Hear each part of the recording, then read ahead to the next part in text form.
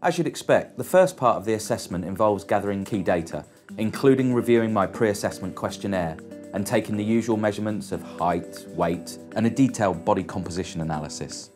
Interestingly, I actually learned something new here, in that your waist size should be about half your height, or less obviously, and is an indication of a healthy weight. Mine was slightly over half, so a little less beer for me.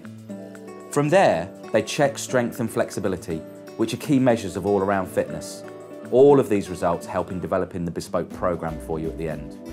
One of the things that appealed to me about the Bupa fitness assessment was the fact that the core part of it was the cardiorespiratory exercise test.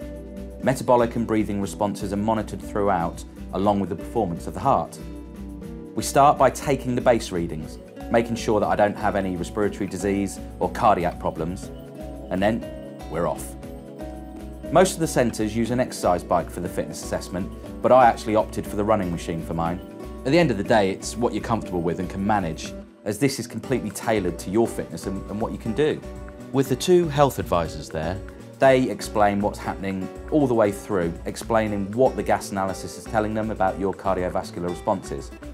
The health advisor measures the blood pressure every couple of minutes, and they monitor the ECG, and they both make sure that everything's okay as you approach what they call your anaerobic threshold. Apparently, this is the point in which the demand of oxygen outstrips the ability to deliver it to the working muscles. And this means that lactic acid starts to accumulate, causing fatigue after relatively short periods.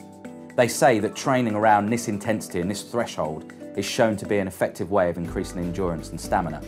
And you can see it all happening on the screen, so you know how close you are as you exercise, as well as feeling tired, of course.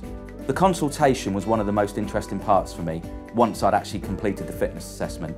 And this is where you have time with the health advisor to discuss all of your responses and your results, and on the back of it, develop an exercise program that suits your needs.